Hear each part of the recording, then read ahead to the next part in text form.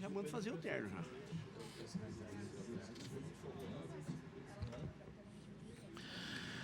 Muito bom dia a todos. Bom dia, deputado Marçal Filho. Muito bom dia, deputado Barbosinha. Muito bom dia, deputado Gerson Claro. Muito bom dia a toda a equipe de assessores parlamentares, equipe de apoio desta casa, equipe de comunicação. Havendo um número legal, invocando a proteção de Deus, em nome da liberdade, da democracia, declaro aberta a presente sessão da Comissão de Constituição e Justiça e Redação. É a nossa 47ª sessão desta comissão. E a dividimos em 3 partes. A primeira trata-se de leitura, discussão e votação da ata da sessão anterior. A segunda, distribuição dos projetos que deram entrada nesta casa. E a terceira parte, então, devolução dos projetos sob a relatoria dos nobres pares. Os mesmos já receberam a ata da sessão anterior. Nós pensamos a leitura e a discussão e passamos apenas à votação. Como vota o deputado Barbosinha? Votação da ata. Pela aprovação da ata, senhor presidente. Deputado Gerson Claro. Aprovação, presidente. Deputado Marçal Filho. Sou favorável à aprovação da ata. Feito, então.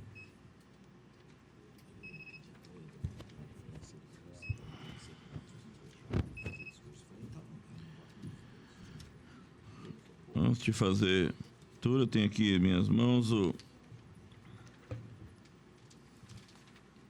emendas sendo presidente da Comissão de Constituição de Justificativa de Ausência. Justificamos a ausência do deputado João Henrique no dia 11 de dezembro do corrente ano da reunião extraordinária da Comissão de Constituição, Justiça e Redação, reunião ordinária, por motivo de agenda externa.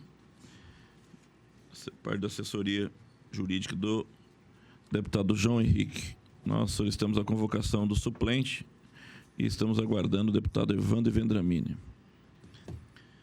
Passo, então, a distribuição. Único projeto de lei 314/2019, mensagem 94/2019, autoria do Poder Executivo, que altera e acrescenta dispositivos à Lei 2.957, de 22 de dezembro de 2004, que dispõe sobre o tratamento tributário dispensado das operações com couro de bovinos e bufalinos sobre o Centro de Tecnologia do Couro e da outras providências.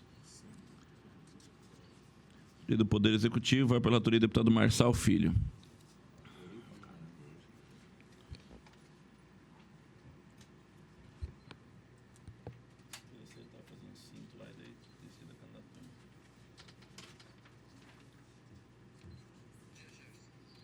Passamos, então, à terceira parte, devolução dos projetos sob a relatoria dos nobres pares. Eu passo a palavra ao deputado Marçal Filho.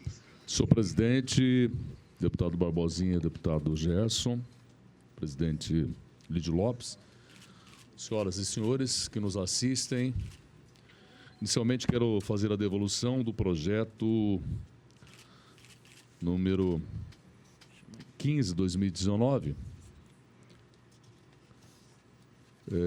Nós já apreciamos esse projeto nessa Comissão de Justiça. Houve o veto total do Executivo. O parecer foi do deputado Gerson Claro, pedi vistas e agora faço a devolução acompanhando o voto do relator depois de analisar detidamente o parecer. Da mesma forma, pedi vistas... Deixa eu pegar a volta aqui. Projeto de lei 015/2019, veto total ao projeto que proíbe o Estado de Mato Grosso do Sul, as instituições financeiras, de ofertar e celebrar qualquer tipo de contrato de operação de crédito de aposentados e pensionistas por meio de comunicação telefônica. Autoria do deputado Evandro Vendramini. O relator foi o deputado Gerson Claro, que manifestou pela manutenção do veto. O deputado Marçal Filho pediu vistas e acompanhou o relator. Como voto, o deputado Barbosinha. Com o relator, senhor presidente. Eu também acompanho o voto do relator. Ainda com a palavra, colhe-se voto do suplente, deputado João Henrique. Também estou Ainda com a palavra, fazendo... deputado Marçal Filho. Também estou fazendo a devolução de um projeto de autoria do deputado Pedro Kemp, que foi, da mesma forma, relatado pelo deputado Gerson Claro. Pedi vistas para estudá-la melhor e vou também seguir o parecer do nobre relator.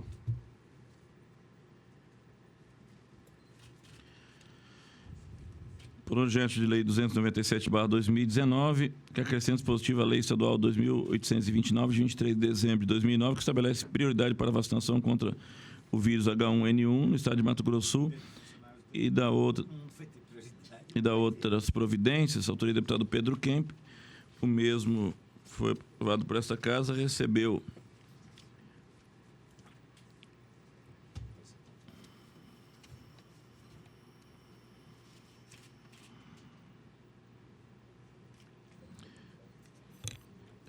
o parecer de autoria do deputado Gerson Claro contrário à tramitação. O deputado Marçal Filho pediu vice e acompanhou o voto do relator. Como voto do deputado Barbosinha. Acho que havia votado, senhor presidente, acompanhando o relator. É verdade. Deputado Marçal Filho, eu aguardei junto com o deputado João Henrique. Eu acompanho o voto do relator. Colho esse voto do suplente deputado João Henrique. Com a palavra do deputado Marçal Filho. Projeto de resolução número 135/2019, processo número 467/2019, de autoria do deputado João Henrique e coautores, que acrescenta a linha I do artigo 79 da resolução número 65, de 17 de dezembro de 2008. Um projeto de modificação do nosso regimento interno.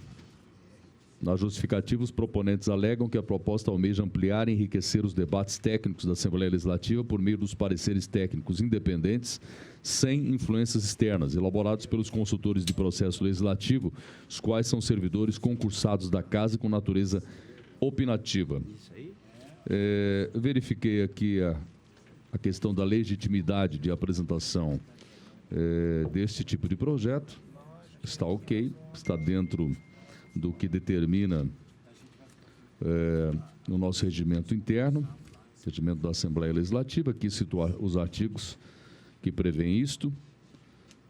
Constatamos ser legítima a iniciativa dos parlamentares para a apresentação do projeto de resolução. A modificação é a seguinte.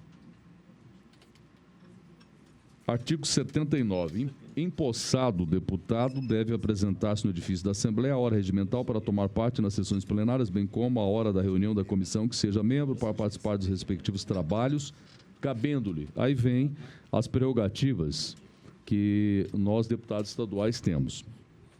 Na letra I, gostaria de chamar a atenção dos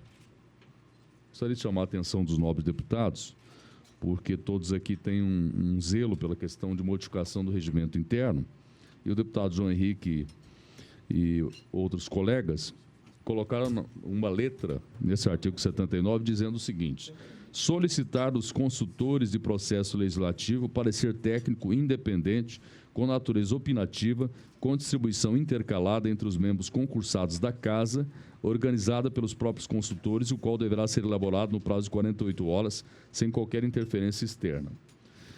Eu acho que não haveria necessidade de constar isto aqui. Eu acho que essa era uma questão administrativa que o presidente da Casa deveria impor. Nós precisamos ter assessoria, nós já reclamamos disso aqui, que nós muitas vezes não temos o aparelhamento técnico que necessitamos. Nós temos nossos assessores, são extremamente competentes, mas vivem assoberbados de trabalho, porque tem os projetos que apresentamos em plenário, tem todas essas questões. Então, nós precisaríamos de gente desta casa, especializado em diversos assuntos, para que nós pudéssemos ter essa assessoria. Claro que esse é o mundo ideal, mas nós não possuímos. Eu dei parecer favorável pela velha máxima de que o que abunda não prejudica. Foi colocado aqui para, digamos, talvez uma coisa óbvia, né? Que é preciso que a mesa diretora disponibilize esses consultores para nós trabalharmos, né? Então, acho que talvez não houvesse necessidade, mas como o regimento, a modificação do regimento diz que cabe a nós solicitar dos consultores, não é uma obrigatoriedade, é uma solicitação dos deputados, aos consultores do processo legislativo, os pareceres, etc. Por isso que eu fui favorável ao projeto. Projeto de resolução 135/2019 acrescenta a linha I ao artigo 79 da resolução 65 de 17 de dezembro de 2008. Autoria do deputado João Henrique. O deputado Marçal Filho foi o relator da matéria, manifestou-se pela regular tramitação. Na verdade, o mesmo foi apresentado pelo deputado João Henrique e consignado por vários deputados. Como vota o deputado Gerson Claro?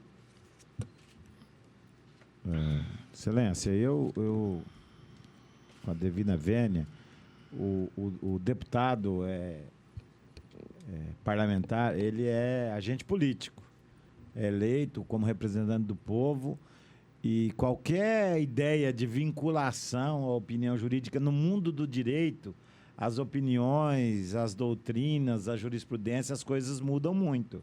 Então, qualquer ideia de vinculação e de uma distribuição que não seja a partir de cada um, que é o presidente da comissão, os membros da comissão, me preocupa. Eu gostaria de pedir vista do projeto para dar uma analisada com um pouco mais de refinamento no que diz respeito à ideia de vincular o deputado à opinião jurídica, que no Brasil ela é bastante diversificada. Se me permite uma parte, deputado Gerson, eu não entendi assim, que ele está vinculando ou obrigando, né? Ele está abrindo a possibilidade que nós possamos pedir pareceres dos consultores, que eu acho que isso deveria ser uma determinação da mesa diretora, não precisaria constar em regimento interno. Mas é meio tipo projeto autorizativo. Pode, depois passa a ser obrigação, aquele que não fizer passa a ser... não fez, se fez um, por que não fez o outro?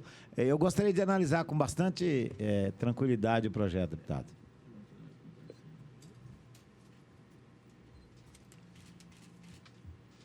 Havendo óbvio, vista concedido, deputado Gerson. E eu aguardo, senhor presidente. Eu também aguardo.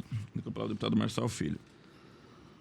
Mensagem do Executivo 89/2019, projeto de lei complementar 017/2019, que altera a redação e acrescenta dispositivos à lei complementar número 114, de 19 de dezembro de 2005, que aprova a lei orgânica da Polícia Civil do Estado de Mato Grosso do Sul, dispõe sobre a sua organização institucional e as carreiras, os direitos e as obrigações de seus membros, e acrescenta dispositivo à lei complementar número 247, de 6 de abril de 2018.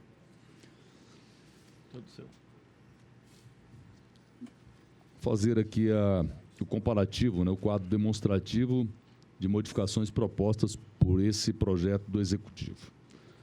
O texto atual da Lei Complementar número 114, em seu artigo 10º, diz que o Conselho Superior da Polícia Civil, presidido pelo delegado da Polícia Civil, é integrado por, inciso 1, membros natos do delegado-geral adjunto, corregedor-geral e o diretor de Academia de Polícia Civil e os diretores de departamento. A modificação aqui existente é apenas acrescentando o ouvidor-geral. Eu acho que isso enriquece bastante a atual lei. Então, acrescenta-se o ouvidor-geral e permanece os outros membros. A outra modificação proposta pelo Executivo, artigo 15, a Delegacia Geral de Polícia Civil é desdobrada das seguintes unidades. CIS1 de Administração Superior, a linha A, Departamento de Polícia Especializada, B, Departamento de Polícia da Capital, C, Departamento de Polícia do Interior, D, Departamento de Inteligência Policial, E, Departamento de Recursos e Apoio Policial. A letra F, Departamento de Polícia de Investigação de Crime Organizado. Foi acrescentado aqui Departamento de Repressão à Corrupção e ao Crime Organizado. Então, era só o crime organizado, acrescentou-se repressão à corrupção.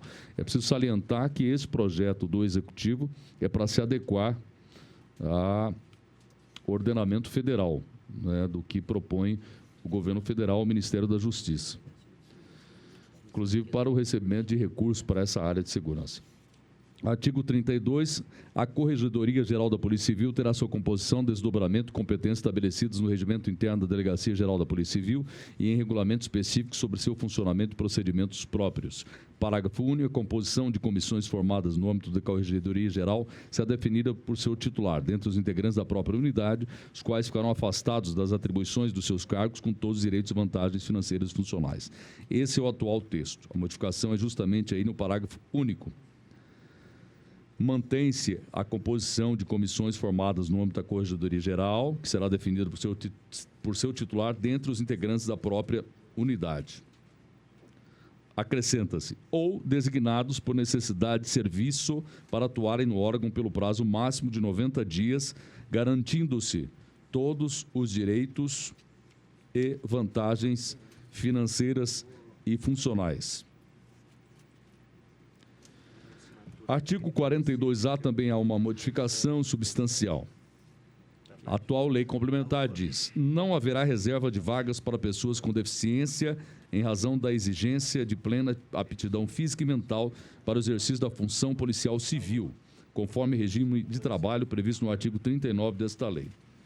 A modificação é a seguinte: isso é muito importante. Às pessoas com deficiência é assegurado o direito de se inscrever em concurso público para provimento de cargos das carreiras da Polícia Civil, cujas atribuições sejam compatíveis com impedimento de longo prazo de natureza física, mental, intelectual ou sensorial que o candidato possua, sendo-lhes reservadas no mínimo 5% das vagas oferecidas no certame. Então, isso é um avanço, que a atual lei complementar não reserva vagas para pessoas com deficiência. E aqui há uma reserva de vagas de 5%. Acrescenta-se também o parágrafo 1º a esse artigo 42A. Na aplicação do percentual estabelecido no caput desse artigo, sendo o resultado do número de vagas reservadas num quantitativo fracionado, esse será aumentado para o primeiro número inteiro subsequente em caso de fração igual ao superior a 5/10 ou terá desprezado a fração caso inferior a 5/10. No parágrafo 2º, a reserva do percentual de vagas para pessoas com deficiência será observada, inclusive, nas hipóteses de aproveitamento de vagas remanescentes e de formação de cadastro de reserva. Parágrafo 3º, em se tratando de concurso público regionalizado ou estruturado por especialidade, o percentual mínimo de reserva será aplicado ao total de vagas publicado no edital, ressalvados os casos em que seja demonstrado que a aplicação regionalizada ou por especialidade não implicará redução do número de vagas destinadas às pessoas com deficiência. Acrescenta-se também o parágrafo 4º. Não havendo inscrição ou aprovação de candidatos com deficiência no concurso público, poderão as vagas reservadas nos termos do disposto nesse artigo ser preenchidas por candidatos da ampla concorrência. Uma outra modificação é realizada no artigo 44. O concurso será conduzido por comissão que será integrada pelo diretor da Academia de Polícia Civil como presidente e representantes, da Fundação Escola de Governo, da Secretaria de Estado de Administração, da entidade classista da categoria funcional do certame. Então, modifica-se esse inciso 3º. Em vez de da entidade classista da categoria funcional do certame, passa-se ao presidente da Comissão Permanente de Avaliação da categoria funcional do certame. Outra modificação no artigo 105. A promoção por bravura se efetivará pela prática de ato considerado altamente meritório e terá circunstâncias para sua ocorrência apuradas em investigação conduzida por membros do Conselho Superior de Polícia Civil, designados por seu presidente.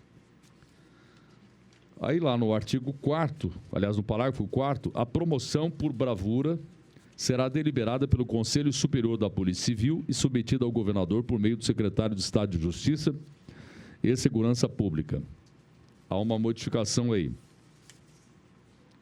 A promoção por bravura será deliberada pelo Conselho, continua isso, pelo Conselho Superior da Polícia Civil e submetida à decisão do governador do Estado, continua a mesma coisa, por meio do secretário de Estado de Justiça e Segurança Pública, continua a mesma coisa. Aí sim, a modificação produzindo efeitos em regra a partir da sua publicação. Outra modificação no artigo 127. Aos integrantes das carreiras da Polícia Civil poderão ser atribuídas verbas de natureza indenizatórias, em especial para compensar. Inciso 8º. auxílio à alimentação mensal no valor correspondente a R$ 100 aos ocupantes dos cargos de agente de polícia judiciária, perito oficial forense, perito papiloscopista e agente da polícia científica. A modificação é a seguinte, esse inciso 8º ficará assim: auxílio à alimentação mensal aos ocupantes dos cargos de agente da polícia judiciária, continua a mesma coisa, perito oficial forense, repete-se o que diz a atual lei complementar, perito papiloscopista, também repete, e agente da polícia científica. Mas retira-se o valor de R$ 100. Coloca-se auxílio alimentação mensal, para que haja possibilidade que seja um valor maior, até porque a lei não pode especificar um valor dessa forma, porque R$ 100 hoje não será o mesmo de amanhã. E modificar a lei a todo instante não é salutar. Então, o ideal é que se coloque mesmo, conste-se aí auxílio alimentação mensal. Outra modificação, no mesmo artigo 127, no parágrafo único, atual lei, aliás, parágrafo 2º, a atual lei complementar diz: aos servidores ocupantes dos cargos de agente de polícia judiciária, perito oficial forense, perito papiloscopista e agente de polícia científica que percebem a verba denominada etapa alimentação, será devida a indenização de que trata o inciso 8º no valor complementar suficiente para que o somatório das duas verbas não ultrapasse o valor fixado de R$ 100. Novamente, o Poder Executivo retira o valor para que haja a possibilidade de um valor maior, né? E ficaria assim a redação: aos servidores ocupantes dos cargos de agente da Polícia Judiciária, perito oficial forense, perito papiloscopista e agente de polícia científica que percebem a verba denominada etapa alimentação, será devida a indenização de que trata o artigo 8º, aliás, o inciso 8º do caput desse artigo, no valor complementar a ser fixado pelo governador do Estado. Artigo 174, também há uma modificação. A aplicação de penalidade pelas transgressões disciplinares constantes desta lei complementar não exime o policial civil da obrigação de indenizar o Estado pelos prejuízos causados após processo judicial regular. Mantém-se esse artigo e acrescenta-se um parágrafo único: será cassada a aposentadoria ou a disponibilidade do policial civil inativo que houver praticado na atividade falta punível com a demissão. Artigo 175. São competentes para imposição de pena disciplinar. Acrescenta-se o parágrafo 1º. O superior hierárquico, competentes para imposição de pena disciplinar ao policial civil, o superior hierárquico que tiver ciência da transgressão disciplinar praticada por policial civil sob sua subordinação, é obrigado a instaurar de imediato a sindicância, determinar sua instauração, comunicá-la imediatamente ao delegado-geral da Polícia Civil ou coordenador-geral de perícias e ao corregedor-geral da Polícia Civil, sob pena de responsabilidade. Acrescenta-se aí o parágrafo 2º. A competência prevista no inciso 1 deste artigo poderá ser objeto de delegação ao secretário de Estado de Justiça e Segurança Pública. Acrescenta-se também um outro artigo, 218-A. O policial que responde a processo disciplinar só poderá ser exonerado a pedido ou aposentado voluntariamente após a conclusão do processo disciplinar e um cumprimento da penalidade quando aplicado. Outra modificação da atual Lei Complementar 247 em relação ao texto proposto por esse projeto de lei complementar que ora estou dando parecer. Artigo 3º. Excepcionalmente para as promoções realizadas no ano de 2019 no cômputo do interstício a que se refere o inciso 1 do caput do artigo 91 dessa lei complementar, as frações de ano serão contabilizadas como ano inteiro e realizada então a conversão em dias para fins de arredondamento. Aí vem o acréscimo do parágrafo único. No caso das promoções a que se refere o caput desse artigo, para os policiais civis que tenham sido anteriormente promovidos pelos critérios de antiguidade e de merecimento, o termo inicial para a contagem do interstício de efetivo exercício na classe será a data da última promoção funcional, não se aplicando de forma excepcional o disposto no artigo 93, inciso 2 da Lei Complementar número 114, de 19 de dezembro de 2005. Bom, conforme o quadro demonstrativo que apresentei, fazendo a comparação entre a lei atual e este projeto enviado pelo o Executivo, as razões aqui destacadas são as seguintes. Almeja instituir o Departamento de Combate... Esse é o resumo. Almeja instituir o Departamento de Combate à Corrupção e ao Crime Organizado, DRACO, alinhavando a política estadual de segurança pública às diretrizes do Sistema Único de Segurança Pública e adequando a legislação ao disposto da Portaria 631/2019 do Ministério da Justiça, que dispõe sobre os critérios de rateio dos recursos do Fundo Nacional de Segurança Pública aos Estados e ao Distrito Federal, a qual garantiu a destinação de recursos aos Estados que criarem e instalarem unidades da Polícia Civil dedicadas exclusivamente ao combate à corrupção. É aquilo que eu havia dito. Nós estamos cobrando muito a questão da parceria do governo federal. O deputado Barbosinha tem falado muito isso, principalmente por sermos um estado que faz divisa com vários países. Então, vários dos comandos que estão sendo dados por esta lei, por esse projeto aqui, têm relação direta com o Sistema de Segurança Nacional. Busca também contemplar a possibilidade de que policiais civis componham comissões formadas no âmbito da Corregedoria Geral, sem prejuízo de suas funções pelo prazo máximo de 90 dias. Visa também suprimir a expressão entidade classista da categoria funcional de certame, constante da atual redação do artigo 44, inciso 13 da Lei Complementar 114/2005, e incluir o texto presidente da Comissão Permanente de Avaliação da Categoria Funcional do Certame, para que passe a integrar a comissão designada para o ingresso nas carreiras da Polícia Civil. Almeja modificar o artigo 42A da Lei Complementar 114, que atualmente prescreve que não haverá reserva de vagas para pessoas com deficiência. Com a nova redação, resguardará as pessoas com deficiência o direito de inscrição no concurso da Polícia Civil, sendo-lhes reservado no mínimo 5% das vagas oferecidas ao certame. Quer dizer, um avanço essa reserva de vagas às pessoas que queiram ingressar na Polícia Civil. Busca instituir no âmbito da Polícia Civil um momento em que a promoção por ato de bravura, em regra, passará a produzir efeitos, a saber, a partir da sua publicação. Visa excluir o valor nominal, que é R$ 100, a título de pagamento de verbas de natureza indenizatória de alimentação, porque depende das disponibilidades financeiras do Estado, depende da manutenção do equilíbrio das contas públicas, depende do momento. De colocar um valor nominal assim é temeroso. Ninguém sabe o que vai acontecer com a economia do nosso país e do nosso Estado daqui a pouco, né? O objetivo, essa lei complementar, o objetivo é prever a cassação da aposentadoria ou da disponibilidade do policial civil nativo que houver praticado na atividade, falta punível com a demissão. Com essa previsão, busca-se equipará-lo ao servidor ativo, em virtude do momento da prática da conduta punida, bem como criar previsão análoga àquela aplicada ao servidor civil federal.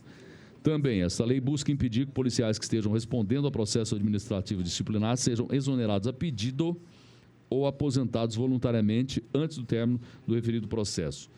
Almeja autorizar a delegação da competência do governador ao secretário de Estado de Justiça e Segurança Pública para aplicação da pena disciplinar de demissão. Em suma, é isso que está aqui. Nós temos algumas emendas que foram apresentadas a esse projeto por parlamentares.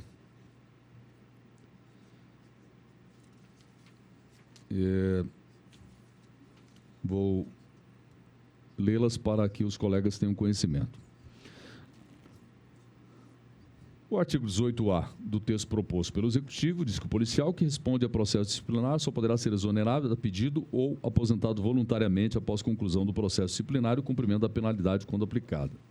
A emenda modificativa número 1 retira a questão aposentado voluntariamente e muda a nomenclatura aí, a denominação de penalidade para pena. Esta é uma emenda. A outra emenda busca recompor o valor de R$ 100, colocando que o auxílio alimentação mensal não será inferior a R$ 100.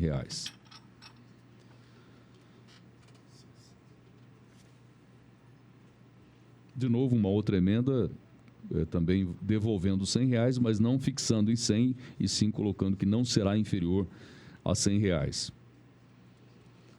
Também uma emenda proposta de que não seja apenas o presidente da Comissão Permanente de Avaliação da Categoria Funcional do certame a fazer a análise, mas sim de toda a Comissão Permanente de Avaliação da Categoria Funcional do certame. Vou aqui tentando resumir ao máximo,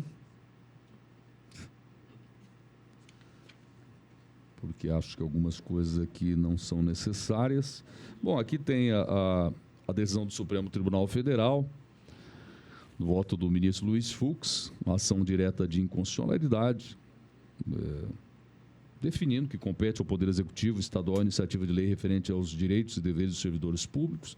Isso está consagrado na Constituição Federal, e tem em relação à legitimidade de quem propõe, está ok, né? Quanto à constitucionalidade, a competência para legislar sobre a matéria. Quanto às emendas apresentadas sob o aspecto da legalidade, não encontramos óbices ao acolhimento das emendas modificativas de números 2, 3 e 4, que citei agora há pouco. A emenda modificativa número 1 almeja alterar a redação do artigo 218A do projeto, retirando do texto a expressão ou aposentado voluntariamente, de modo a permitir a aposentadoria voluntária ao policial que responde ao processo disciplinar. Essa emenda contraria o artigo 275 da lei estadual, então não dá para agasalhar esta emenda, ela deve ser rejeitada. A emenda modificativa número 1 pretende incluir na composição da comissão dos concursos representante de entidade classista detentora da representação dos servidores da categoria funcional do certame. O projeto alterou isto, substituindo a entidade classista pela comissão permanente de avaliação da categoria funcional do certame, já que compete a esta comissão a condução dos procedimentos de avaliação, desempenho e promoções de policiais civis. Por tais razões, também é uma emenda que deve ser rejeitada. As demais emendas, de números 2, 3 e 4, eu as incorporei ao meu parecer, porque não vejo nenhum óbice legal à apresentação delas, portanto, sou favorável à regular tramitação deste projeto com incorporação das emendas modificativas números 2, 3 e 4.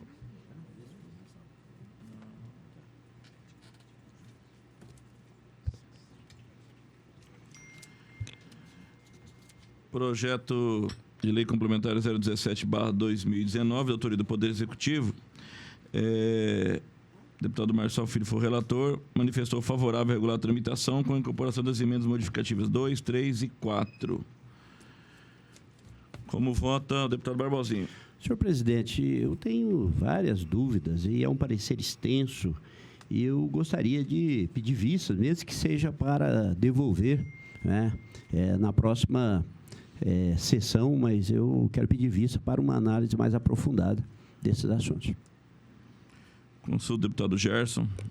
Eu quero aguardar a vista, deputado, e já manifestando a minha preocupação. Nós estamos falando de previdência e eu tenho observado, já divulgamos para sindicatos, nós estamos, no caso da Polícia Militar, o deputado Barbosinha deve estar apresentando, devolvendo hoje. Me preocupa essa situação da possibilidade de caçar a aposentadoria. No atual sistema previdenciário, nós estamos falando que previdência é contributivo. Então, eu quero dizer que o cidadão contribuiu, preencheu os requisitos, tem direito de se aposentar.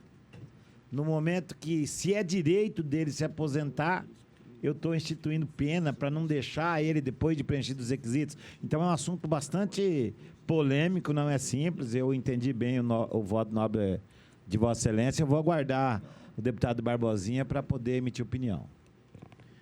Não havendo óbice, vista o deputado Barbosinha. Com a palavra, o deputado Marçal Filho. Projeto de lei número 223/2019, processo 299/2019. Estabelece normas para a construção de quadras poliesportivas em escolas estaduais e demais espaços esportivos e de lazer no estado de Mato Grosso do Sul. Esse projeto do deputado Herculano Borges, ele já esteve aqui nesta Comissão de Justiça. O relator foi o deputado João Henrique, que foi favorável. O deputado Gerson Claro também votou favorável com o relator. Este revisor aqui também foi favorável. O deputado Barbosinha deu voto em separado contrário, que o deputado Lídio Lopes acompanhou. Aprovado na CCJ foi para a primeira discussão, votação em plenário, foi aprovada. Entretanto, após, o autor apresentou 2 emendas, com o número necessário de assinaturas.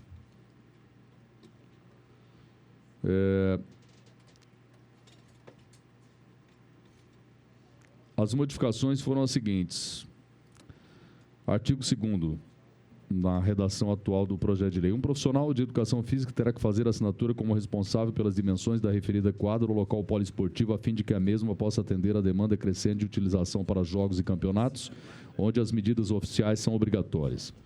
A modificação que propõe o autor do projeto: a certificação quanto à dimensão das quadras poliesportivas deverá ser efetuada por órgão representativo do desporto no Estado, a fim de que a mesma possa atender à demanda de utilização para jogos e campeonatos onde as medidas oficiais são obrigatórias. Outra modificação do artigo 4º, atualmente está consignado: as quadras devem possuir arquibancadas para proporcionar mais conforto aos torcedores e alambrados que cerquem adequadamente a área onde ficam os bancos e reservas das equipes. Houve uma modificação proposta pelo autor. Quando houver espaço disponível, as quadras devem possuir arquibancadas para proporcionar mais conforto aos torcedores e alambrados que cerquem adequadamente a área onde ficam os bancos e reservas das equipes. Assim, a proposta veio para essa comissão agora, para apreciação dessas emendas modificativas, sob a relatoria do ilustre deputado João Henrique. Ambas receberam parecer favorável à sua incorporação ao texto do projeto, não tendo sua votação concluída perante os demais membros da comissão, em razão do pedido de vistas desse revisor, que, devido à complexidade da matéria, entendeu ser necessário analisá-la minuciosamente. Inicialmente, cumpre-nos destacar que, quando da apreciação da matéria principal, esse revisor entendeu por bem acompanhar o voto do relator, que havia proferido parecer favorável à sua regular tramitação. Mas, agora que a proposta retornou ao órgão técnico pelas emendas apresentadas, possibilitando a esse revisor uma análise mais aprofundada em função do pedido de vistas, surgiram severas dúvidas quanto à possibilidade do legislador estadual iniciar o processo legislativo versando sobre a matéria tratada no projeto em causa. Por tais razões, debruçamo-nos sobre o tema e concluímos que a proposta não deveria prosperar nessa casa pelos motivos a seguir expostos. Em uma primeira análise, verificamos que a matéria se amolda ao previsto no artigo 67, caput, da Constituição Estadual, combinado com o artigo 67, inciso 1, do regimento interno dessa casa, que assegura aos parlamentares a iniciativa para apresentação de proposição à Assembleia Legislativa, atendo também o que está cravado no regimento interno. A normatização proposta é adequada ao instrumento jurídico utilizado.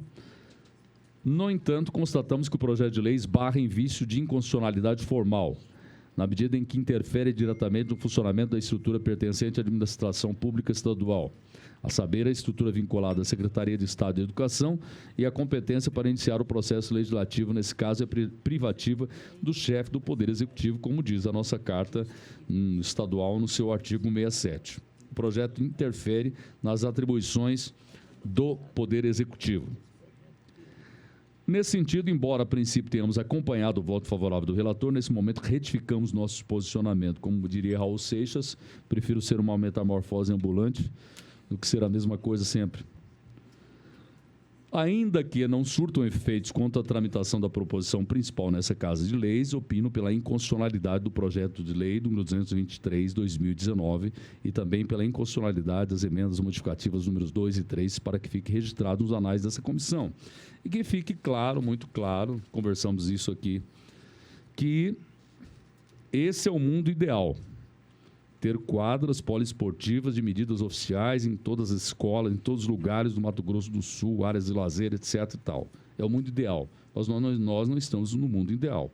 Nós vivemos aqui uma realidade que às vezes não são compreendidas pelas pessoas. Tem distritos, municípios no Mato Grosso do Sul que não tem quadra. Nem quadra não tem. Se fizer uma quadra pequena, a população já fica feliz. E tem várias quadras que não têm medidas oficiais. Aí nós não vamos deixar essas pessoas mais utilizarem esses espaços, que são os únicos que eles têm para praticar lazer ou esporte? Não há condições para isso, por isso estou devolvendo esse projeto contrário ao projeto e às emendas. Com parecer contrário do voto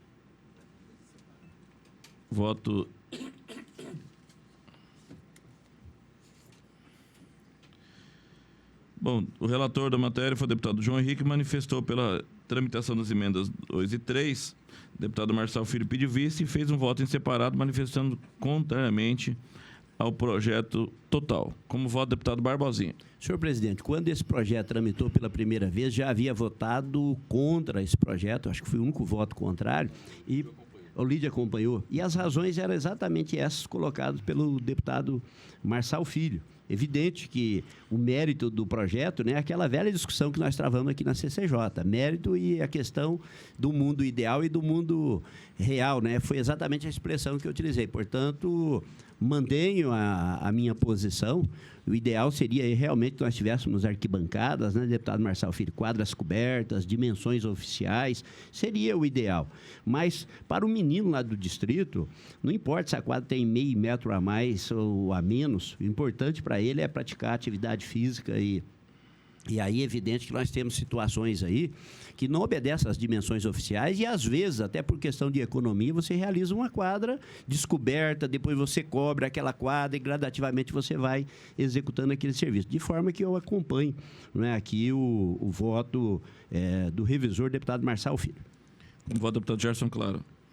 Eu não vou citar Raul Seixas, para não ser repetitivo, mas eu peguei uma frase legal aqui, viu, deputado Marçal? Quem nunca altera a sua opinião parece água parada e começa a criar répteis no espírito. Eu acho que a emenda ficou pior do que o soneto. Eu ouvi aí que começou a exigir a assinatura do profissional de educação física na quadra. Até onde eu sei, engenheiro que assina obra, quadra. Então, eu vou acompanhar a voz da Vossa Excelência para a gente poder... tipo assim, que esses projetos nasçam na onde quem tem competência para fazê-los.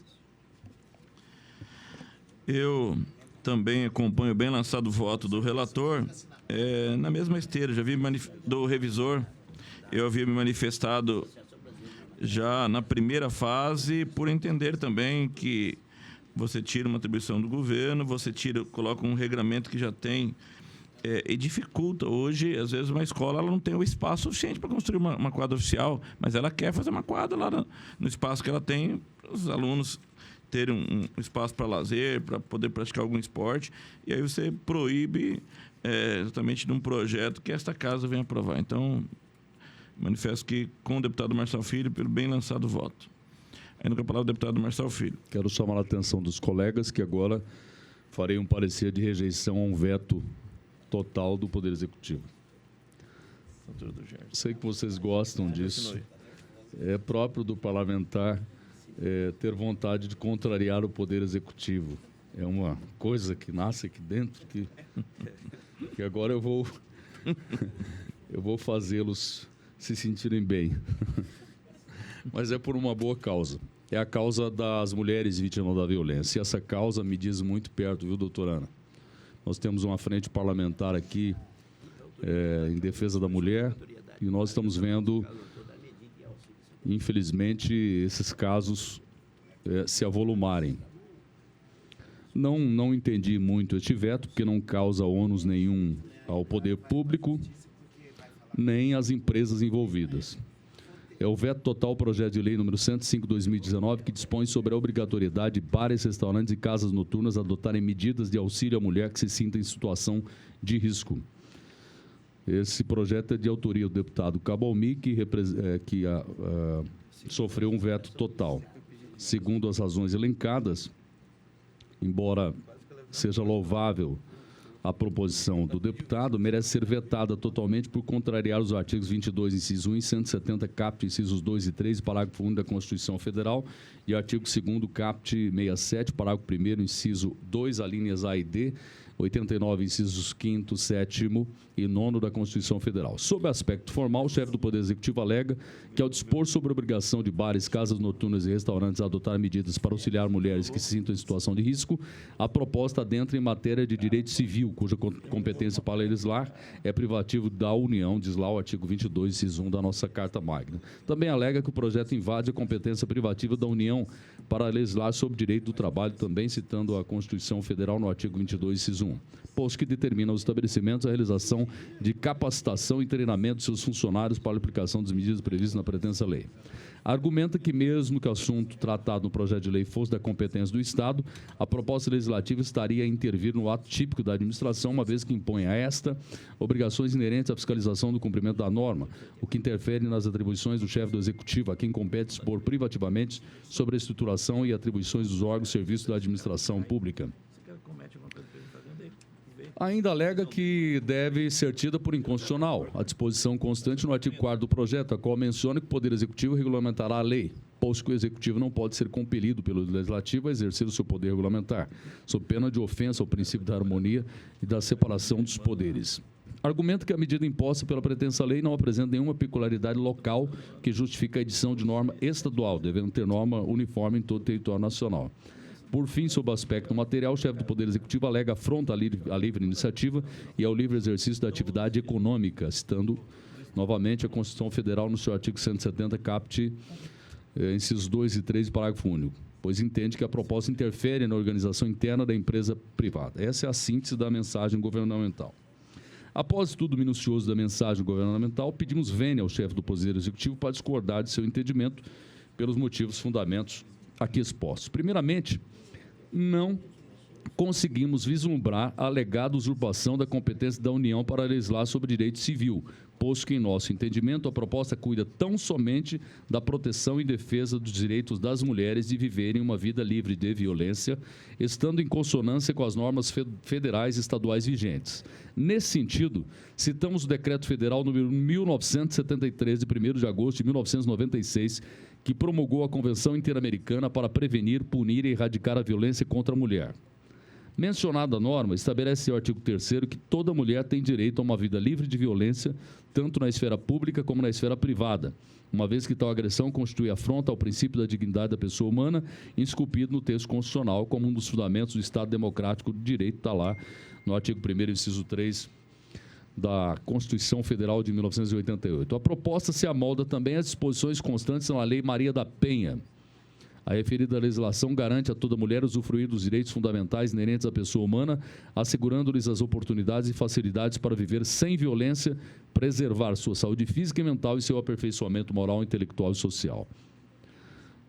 Não citarei aqui os artigos da lei federal, porque está muito claro, né? Todo mundo conhece a Lei Maria da Penha. Seguindo essa linha, a nosso ver, quando a proposta legislativa dispõe sobre a obrigatoriedade de restaurantes e estabelecimentos congêneres prestarem auxílio à mulher que se sinta em situação de risco, não está legislando sobre a matéria de direito civil e, portanto, não se inclui em tema de competência exclusiva da União. Nesse sentido, a título exemplificativo, colacionamos algumas normas estaduais que impõem obrigações a bares, restaurantes, estabelecimentos congêneres. Por exemplo, a Lei 4.683 de 2015 dispõe sobre a obrigatoriedade dos restaurantes e lanchonetes similares no âmbito do Estado de Mato Grosso do Sul disponibilizarem cadeira infantil nas especificações da ABNT. Tem a Lei de 2015, 4.649, dispõe sobre a divulgação do Serviço de Disque de Denúncia Nacional de Violência contra a Mulher no âmbito do Estado de Mato Grosso do Sul, obrigando bares, restaurantes e lanchonetes similares, além de outros estabelecimentos, a divulgar o Serviço de Disque de Denúncia Nacional de Violência contra a Mulher. A Lei Estadual 4.559, 2014, obriga os bares, restaurantes, lanchonetes, casas de suco similares a fixarem cartazes alertando sobre os riscos de ingestão de carambola por pessoas portadoras de doenças renais crônicas. Lei 4.085, 2011, dispõe sobre a obrigatoriedade do uso da expressão "se beber, não dirija" nos cardápios de restaurantes, boates, bares e estabelecimentos congêneres no Mato Grosso do Sul. Lei Estadual 4.080, 2011, torna obrigatória a reserva de 5% de mesas e cadeiras para idosos, pessoas com deficiência e para mulheres gestantes nas praças de alimentação dos shoppings, restaurantes do Estado de Mato Grosso do Sul. Veja que tem leis estaduais que estão em vigor, que, na nossa opinião, não estão interferindo, não estão usurpando a competência da União para legislar sobre direito do trabalho. Em relação a casas noturnas, treinar e capacitar, a lei diz que é a oferta de acompanhamento ao teu carro, outro meio de transporte ou comunicação à polícia. Medida simples. Não precisa de capacitar ninguém do bar, do restaurante, da lanchonete, para acompanhar a mulher até o carro, para ela ir embora, ou comunicar o fato à polícia. Acho até que um projeto como esse talvez nem fosse necessário, porque é omissão de socorro. Se você ver uma mulher em risco, ela alegando: olha, eu estou em risco, alguém está me assediando, alguém está querendo promover algum ato de violência contra mim. O projeto, portanto, não impõe nenhuma forma específica de treinamento ou capacitação. E é fato notório que, para fazer uma ligação à emergência ou acompanhar uma pessoa até o seu transporte, não é necessário nenhum curso ou especialização complexa, bastando a orientação aos funcionários sobre o conteúdo da lei e a forma devida de aplicá-la. Eu tenho aqui, inclusive, leis leis estaduais que impõem aos estabelecimentos comerciais ou instituições privadas dever capacitar seus funcionários. Não é o caso desse projeto, não precisa capacitar ninguém para isso, mas tem leis. Lei 3.062 dispõe sobre a obrigatoriedade de disponibilizar aparelho desfibrilador cardíaco nos locais, veículos e estabelecimentos que mencionem. O artigo 2º diz: promover o treinamento de pessoal em número suficiente para operar o desfibrilador cardíaco e realizar outros procedimentos de técnica de ressuscitação cardiorrespiratória. A Lei 3.887, lei estadual, Programa de Inclusão de Medidas de Conscientização, Prevenção e Combate ao Bullying Escolar no projeto pedagógico elaborado pelas instituições de ensino. Essa lei obriga as escolas públicas e privadas, portanto, as empresas privadas, capacitar docentes e equipe pedagógica para enfrentar a questão do bullying. Lei 4.372 obriga estabelecimentos privados de ensino a capacitar seu corpo docente e equipe de apoio para impedir qualquer discriminação a criança ou adolescente portador de deficiência ou doença crônica, estabelecimento de ensino, creches similares privados. Portanto, aqui tem várias leis que eu deixo aqui no meu parecer para apreciação dos colegas, que as leis ditam obrigações para estabelecimentos privados. No mais, a alegada interferência atípica da administração diz aqui que o projeto de lei impõe à administração obrigações inerentes à fiscalização do cumprimento da norma, adentrando as atribuições do chefe do Poder Executivo. Mas a proposta legislativa dispõe tão somente que o Poder Executivo regulamentará a presente lei, não prescrevendo qualquer outra determinação ao Poder Executivo, porque é de praxe o Poder Executivo regulamentar. Estamos fazendo um comando aqui para que o Executivo apenas regulamente a lei. Apenas isso. Isso é uma atribuição conferida constitucionalmente aos chefes do Poder Executivo para fazer regulamentos, para exarar decretos, enfim. Tenho aqui Eu vou citar alguns. Vou citar aqui. Executivo regulamentará a presente lei. Lei 5.392, campanha Dezembro Verde, não abandono dos animais do Estado do Mato Grosso do Sul. Está lá no artigo 5º. O Poder Executivo regulamentará esta lei no prazo de 30 dias. Está em vigor. Lei 13 de setembro deste ano. Campanha permanente de informação, prevenção e combate à depressão. Acho que isso aqui é até uma lei de minha autoria. Está lá, o Poder Executivo regulamentará prazo. Foi aprovado, foi sancionado pelo governador. Enfim.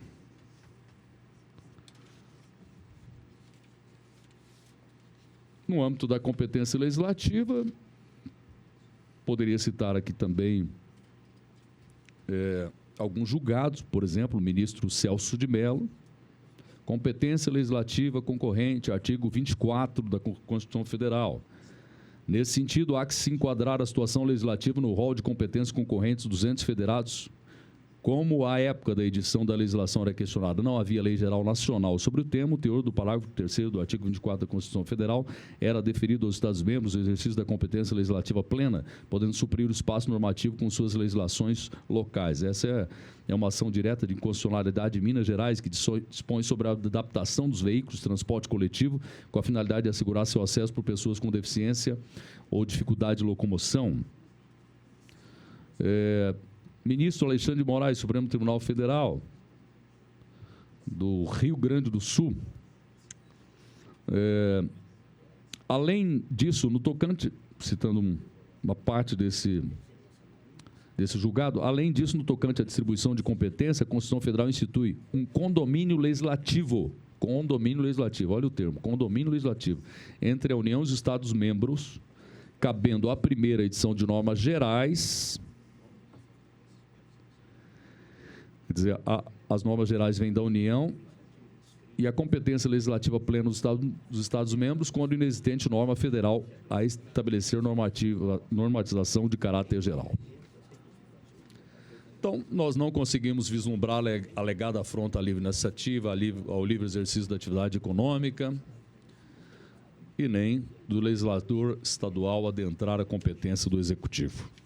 Então, vou repetir, isso aqui é simplesmente para que o cara que está lá no restaurante, no bar, o dono do bar, o atendente, para que a mulher chega até ele e fala, tem um cara me assediando ali, ou tem um cara ali que está querendo me bater, quer me promover alguma violência. Aí, só para o cara levar ela até o carro, que ela vai pagar o carro, o táxi dela, o Uber, enfim. Portanto, sou favorável à rejeição total do veto. Com parecer pela rejeição do veto, como voto do deputado Barbosinha. Senhor presidente, eu já, quando tramitou esse projeto, eu emiti um voto como revisor contrário à tramitação do projeto, e aqui eu havia juntado alguns julgados aqui, se não idênticos, similares, do Supremo Tribunal Federal, quanto à questão da intervenção no princípio da livre iniciativa. E eu disse o seguinte, veja-se que, apesar de não ser idêntico, o presente caso se assemelha aos julgados colacionados pelos tribunais superiores. Veja-se que a proposta traz aos donos e, por consequência, aos funcionários dos estabelecimentos privados o dever de garantir a segurança de cliente que já deixaram o estabelecimento e encontram-se circulando em via pública, cujo dever de proteção pertence ao Estado, nos termos que dispõe o artigo 144 da Constituição Federal e ao artigo 40 da Carta Estadual. Eu lembro aqui, inclusive, de uma expressão do Código de Processo Penal que ele diz: qualquer do povo poderá, e as autoridades e polícias deverá. Então, ao povo é facultativo. Eu não posso impor ao povo a obrigação, por exemplo, de prender. A autoridade, sim, porque pertence à autoridade esse dever. Então, imagina essa lei aprovada, um estabelecimento, eventualmente uma mulher que foi agredida. E essa pessoa do estabelecimento pode responder, inclusive, pela prática de crime por omissão. É evidente que eu acho que, nesse caso, relacionado pelo deputado Marçal, não precisa de lei, é uma questão humanitária. Às vezes a gente sabe que não há esse socorro, as pessoas com medo, não é? Nós assistimos esse tempo uma matéria na televisão de agressão a uma mulher que ela ficou andando em quarteirões e quarteirões, deputado Marçal Filho, ela inclusive esteve no plenário da casa, aqui falando a respeito disso, e ninguém abriu a porta para poder socorrer aquela mulher. E eu não posso, infelizmente, você não tem como processar aquela pessoa ali por omissão, porque, na verdade, compete, na medida em que está havendo uma agressão. É evidente que, se eu encontrar alguém ferido, eu tenho que socorrê-la. Agora, no momento da agressão, não é imposto ao cidadão essa obrigatoriedade. De forma que, sendo coerente com o voto que eu já havia emitido quando a tramitação do projeto, né, eu acompanho o veto do governo, lembrando que o parecer deste revisor foi acompanhado por Vossa Excelência e pelo deputado Gerson Claro. Então, pela manutenção do veto. Com voto, deputado Gerson Claro. Eu quero dizer que... Deputado Gerson Claro, antes que Vossa Excelência fale, por gentileza, espero que Vossa Excelência use aquele mesmo achado aí do seu celular no Dr. Google. Mudar é bom, mas mudar muito de vez em quando dá problema, deputado. Eu que, com a devida vênia, deputado, no mérito, acho que Vossa Excelência tem razão na preocupação com essa violência contra a mulher. De fato, o autor do projeto, Vossa Excelência, quando faz um estudo aprofundado para tentar fazer valer isso, tem uma preocupação com o mérito, que é a questão da violência contra a mulher. Mas, sob o ponto de vista jurídico, acho que eu assisti razão ao deputado Barbosinha, porque nós estamos, de fato, adentrando alguma coisa que ultrapassa os limites daquelas leis que já foram aprovadas. Definir para escrever se beber não dirija, colocar um cartaz, algumas coisas que são simples e até é fácil de atribuir obrigação ao proprietário do bar.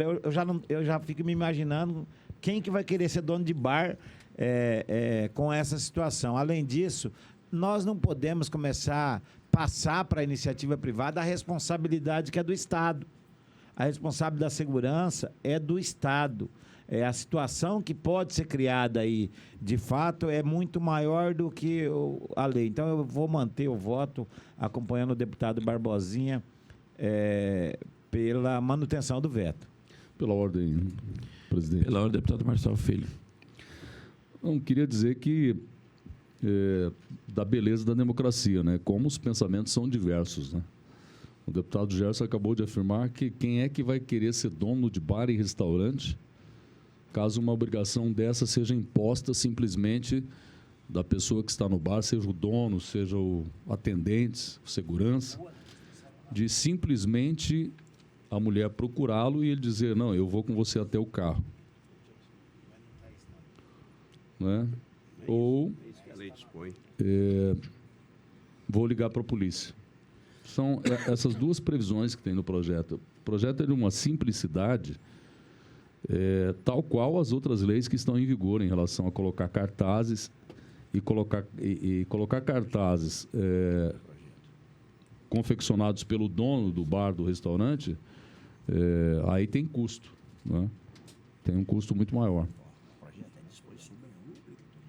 Então, o projeto está... Os artigos do projeto estão bastante claros, deputado Barbosinha. Os artigos do projeto versam apenas e tão somente sobre isso, sobre acompanhar a pessoa até o carro, a mulher até o carro, ou ligar para a polícia. Bem, eu já vi manifestado contrariamente também, de tal maneira um risco muito grande. Eu me lembro que, numa feita, estava em Dourados, num movimento na praça, e o cidadão saiu correndo atrás do outro com a faca. A gente via correndo dentro da praça, e nós fomos tentar socorrer o deputado Barbosinha. Ele virou contra nós com a faca, nós tínhamos que correr também, não tinha outra solução. Da mesma forma que, recentemente, num fato de feminicídio, o cidadão em Costa Rica atropelou a ex-mulher, ela caiu na calçada, ela saiu correndo, entrou dentro de uma pizzaria, o cidadão entrou com um machado e matou ela dentro da pizzaria. Como é que o dono da pizzaria vai na hora? se meter na frente do machado. Então, é uma dificuldade muito grande, realmente. Cada circunstância, cada caso é um caso. Eu acompanho o voto. Eu mantenho meu voto também, porque eu tinha manifestado contrariamente. Mais um pela ordem, só porque chegou aqui para mim. O governo do... Chegou aqui o titular e o suplente, né? Juntos, né? O governador... Obrigado, deputado Evandro. Aqui não falha, deputado Lídio. O governador do estado do Rio de Janeiro sancionou uma lei aprovada pela Assembleia Legislativa. Deve ter sido lá que o deputado Cabalmi se inspirou, né? Diz aqui, ficam os bares, casas noturnas e restaurantes obrigados a adotar medidas para auxiliar as mulheres que se sintam em situação de risco nas dependências desses estabelecimentos no âmbito do estado do Rio de Janeiro. O auxílio à mulher será prestado pelo estabelecimento mediante a oferta de acompanhamento até o carro, outro meio de transporte ou comunicação à polícia. Então, gostaria de insistir que são esses os comandos desse projeto aí também. Feito, então, a devolução do deputado Marçal Filho. Sem mais delongas, passo a palavra ao deputado Barbosinha. O João Henrique vai votar? Dado a desculpa.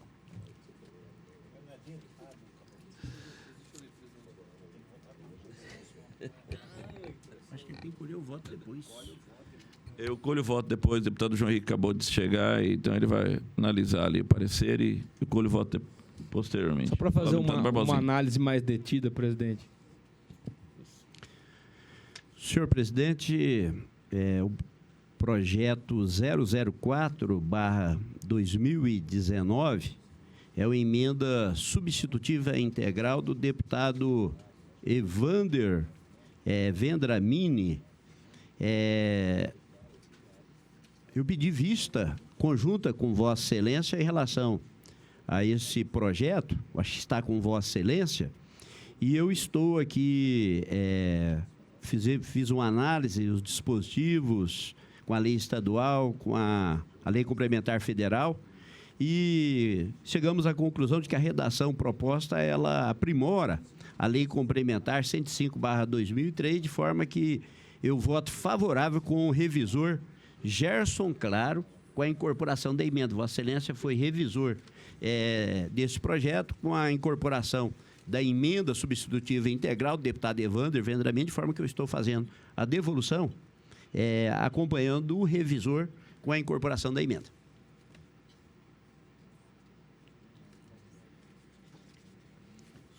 Só para mim, eu só vou votar, né? Vou votar com o revisor, né? Esse projeto... Não é do Gerson, é Marçal Filho, né? Revisor.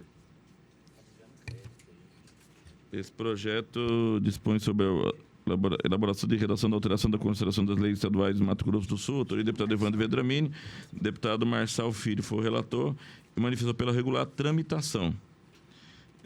Acompanhado pelo deputado Gerson, porém eu pedi vista do mesmo, juntamente com Vossa Excelência, e Vossa Excelência então está acompanhando... Isso é só a cópia. Acompanhando O voto do revisor. Isso. Com a incorporação da emenda. Só acompanhar o voto do deputado, corrigindo, revisor, deputado Marçal Filho.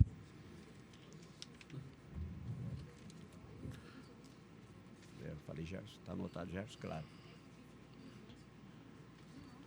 Então,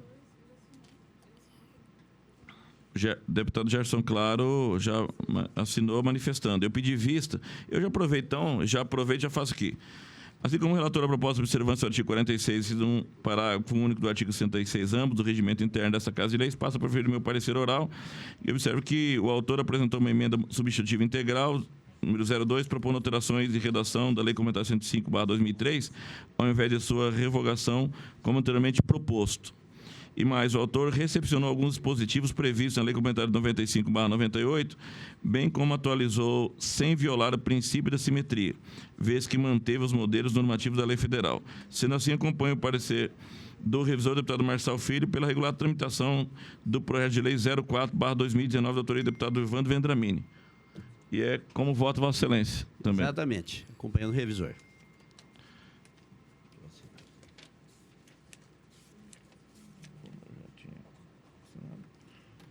Ainda com a palavra do deputado Barbosinha. Tem mais algum voto para colher aí? Você tem que colher os votos aí. Você já termina a votação disso. Deputado Marçal Filho foi o revisor acompanhado do deputado Lídio Lopes, Barbosinha e o deputado Gerson Claro. Só falta o João Henrique, né? Deixa eu ver se o João Henrique não foi o relator.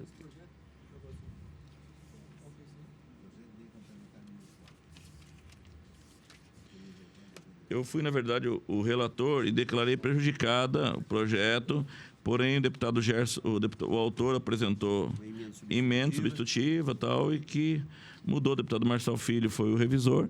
À medida que eu acompanho o voto do revisor, e revejo meu voto contrário, revejo e voto com o revisor. Com o voto do deputado João Henrique.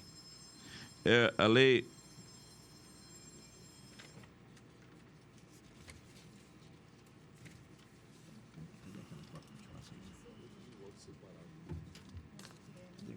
Ali junto. Também vou acompanhar o revisor votando pela regular tramitação desse projeto de lei complementar. Aprovado, vai expediente. Ainda com a palavra o deputado Barbosinha. Senhor presidente, projeto de lei complementar 016/2019, de autoria do Poder Executivo, acrescentando e alterando o dispositivo do Estatuto dos Policiais Militares de Mato Grosso do Sul, com o objetivo de aumentar em 5 anos as idades limites para a permanência na reserva remunerada, de forma a possibilitar a atuação dos policiais, dos bombeiros militares, na condição de convocados ou de designados para o serviço ativo ou de integrante do corpo voluntário de militares da reserva remunerada por mais tempo. A proposta também traz em seu escopo, precisamente no acréscimo do parágrafo 3º do artigo 90, hipóteses que impedem a transferência de policiais para a reserva remunerada. Durante o período de pauta, o projeto recebeu emenda supressiva ao parágrafo 3º do artigo 90 da Lei Complementar 53/90, de autoria do deputado Coronel David, sendo também subscrita pelos deputados Marçal Filho, Evandro Vendramini, Cabalmi, Neno Razu, Capitão Contar, Pedro Kemp, Antônio Vaz, Londes Machado e Renato Câmara. Portanto, aqui, resumindo, né, esse projeto ele objetiva aumentar em 5 anos, é uma reivindicação tanto da categoria de policiais militares e de bombeiros, né?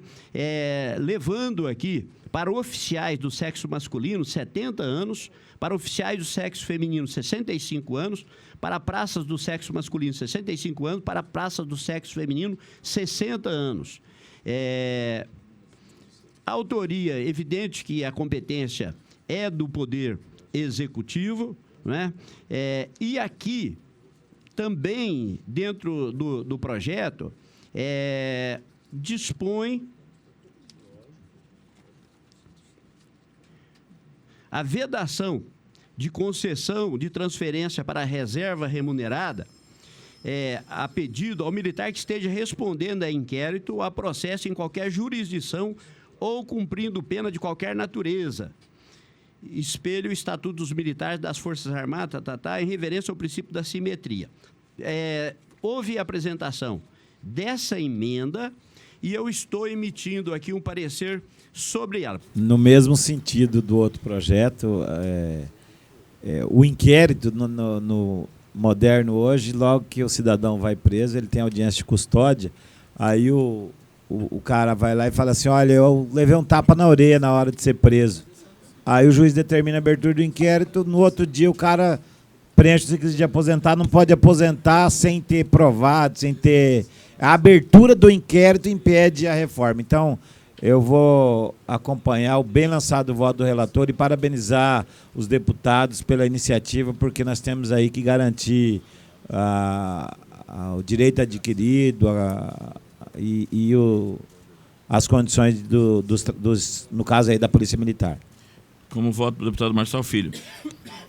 Favorável, relator. Como voto do deputado João Henrique. Também acompanho o voto do relator. Também acompanho o bem lançado voto do relator. Na palavra do deputado Barbosinha. Projeto de emenda constitucional 006/2019, de autoria do deputado Marçal Filho, que altera o artigo 166 da Constituição do Estado de Mato Grosso do Sul. Só para que Vossa Excelência compreenda, a redação atual da Constituição, no artigo 66, a ordem econômica e social será organizada de acordo com os princípios da justiça social. O deputado Marçal Filho aprimora essa redação, adequando-a ao artigo 193 da Constituição Federal, para que passe a constar: a ordem econômica e social tem como base o primado do trabalho e como objetivo o bem-estar e a justiça social. É evidente que a PEC ela foi proposta no exercício regular da atividade parlamentar, né? Existe a legitimidade ali estampada no artigo 166, materialmente é constitucional, por respeito aos preceitos da Carta Magna. Não estamos em vigência de intervenção federal, estado de defesa ou estado de sítio, quer dizer, não havendo impedimento temporal ou circunstancial para a tramitação, e efetivamente, já aqui fazendo uma análise de mérito, a proposta do deputado Marçal Filho aprimora o texto constitucional, razão pela qual voto favorável à tramitação do referido projeto. Como voto, senhor presidente? Com parecer favorável do relator, como voto, deputado Gerson Claro. Acompanha, relator. Deputado João Henrique. Também acompanho o voto do relator. Eu também acompanho o voto do relator. Colho esse voto do suplente deputado Marçal Filho, tendo em vista mesmo ser o autor do projeto. Ainda com a palavra o deputado Barbosinha. Projeto 014/2019, de autoria do deputado Lídio Lopes, emenda substitutiva integral número 001. De autoria do deputado Lídio Lopes e com autoria de outros 14 deputados, a proposta tem por escopo reordenar os trabalhos dessa Casa de Lei no que diz respeito à forma e tempo de utilização da tribuna, alterando, para tanto, o artigo 139, inciso, e revogando o artigo 140, ambos do regimento interno desta Casa. Após ser aprovado por maioria pela Comissão de Constituição, Justiça e Redação, bem como pelo plenário dessa Casa em primeira discussão da matéria, submetido à Comissão Especial de Reforma do Regimento, sob relatoria do deputado Felipe Ô, recebeu parecer contrário. Sob a revisão do deputado Gerson Claro, recebeu parecer favorável com a apresentação de emenda substitutiva integral. Na verdade, essa emenda substitutiva integral, o que ela objetiva? Na redação original, praticamente vedava a utilização da tribuna, salvo para aquelas entidades de representação, e na proposta agora, o artigo 139 ficará com a seguinte redação. A tribuna poderá ser ocupada, mediante requerimento, nos termos do artigo 140 deste regimento, por representantes de entidades, sindicatos, órgãos administrativos, movimentos sociais e populares do Estado de Mato Grosso do Sul, apenas na primeira e na última terça-feira de cada mês, pelo período improrrogável de até 15 minutos. Então, apenas na primeira e na última terça-feira de cada mês. Então, fica reservada a primeira terça-feira e a última terça-feira de cada mês para a utilização das tribunas por esses movimentos. De forma que faço uma análise aqui a respeito do assunto e emito um parecer favorável à tramitação do projeto com a redação dada pela emenda substitutiva integral número 001. Como voto, senhor presidente? Com parecer favorável do relator, como Senhor voto... presidente, pela ordem, gostaria de pedir vistas desse projeto.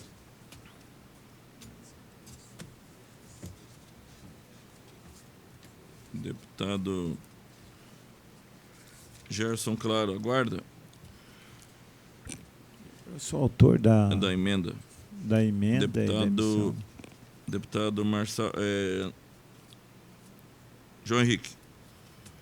Vou aguardar aqui, seguindo a nossa jurisprudência interna, o voto do deputado que pediu vista. Vice-deputado Marçal Filho, indo com a palavra do deputado Barbosinha. Projeto 207/2019, de autoria do deputado Neno Razucchi, dispõe sobre a proibição da distribuição de sacolas plásticas a consumidores em todos os estabelecimentos comerciais do estado de Mato Grosso do Sul. No projeto em análise, há também a estipulação de penalidades para quem descumprir a lei. Advertência por escrito, com prazo máximo de 30 dias improrrogáveis para regularização, e 2, multa no valor equivalente a 100 fermes, pela não adequação e regularização no prazo estipulado. No inciso anterior, valor aplicado em dobro em caso de reincidência. O autor apresentou 6 emendas. A primeira, no sentido de estabelecer que compete ao Poder Executivo regulamentar a lei. A segunda, para estipular o prazo de 18 meses para os estabelecimentos comerciais se adequarem à nova legislação. E as demais emendas foram apresentadas apenas para renumerar os artigos. Foi designado como relator da proposta o deputado João Henrique, que emitiu parecer favorável à tramitação do projeto com a incorporação das emendas, não sendo concluída a votação em razão do pedido de vista do deputado Marçal Filho. O deputado Marçal Filho, por sua vez, apresentou a emenda aditiva de número 7 para que as micro e pequenas empresas tenham o prazo de 36 meses para se adequar à presente legislação, opinando em seu parecer pela regular tramitação do projeto com a incorporação de todas as emendas.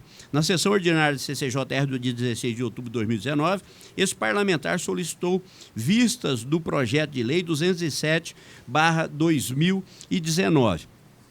Aqui, para resumir, deputado Marçal Filho, eu estou emitindo um parecer favorável à tramitação do projeto com a incorporação de todas as emendas apresentadas.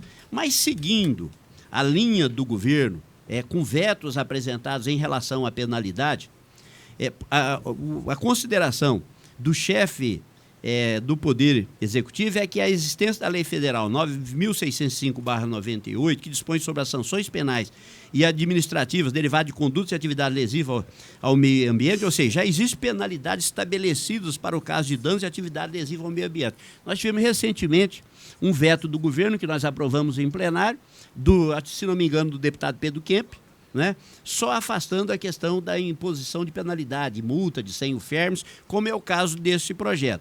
Então, eu estou apresentando uma emenda supressiva, fazendo a adequação exatamente ao entendimento manifestado por essa casa quando da exclusão dessas multas estabelecidas. Então, eu mantenho na íntegra bem lançado voto de Vossa Excelência, apenas apresentando uma emenda supressiva, afastando aquela penalidade lá de 100 UFERMs impostas pelo projeto.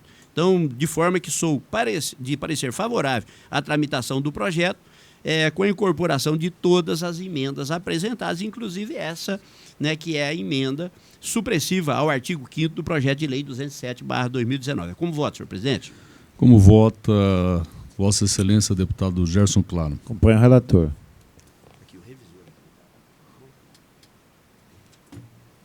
Ao parecer do relator e ao parecer do revisor. Vossa Excelência, deputado Gerson Claro, acompanha... Como revisor? Revisor. Deputado Barbosinha, revisor, com a incorporação da emenda. Bom, eu fiz o relatório, fui o relator, deputado Barbosinha pediu vistas, fez um voto, acrescentando uma emenda, incorporando as emendas que já haviam sido apresentadas. E como ele apenas fez essa modificação, mantendo o relatório que eu havia apresentado, vou acompanhar o voto do revisor.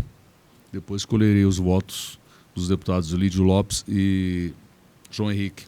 A palavra continua com o deputado Barbosinha. Projeto 290/2019, de autoria do deputado João Henrique, dispõe sobre a proibição de cobranças e informações de fraudes ou débitos pendentes de contratos anteriores nas unidades consumidoras no âmbito do estado de Mato Grosso do Sul.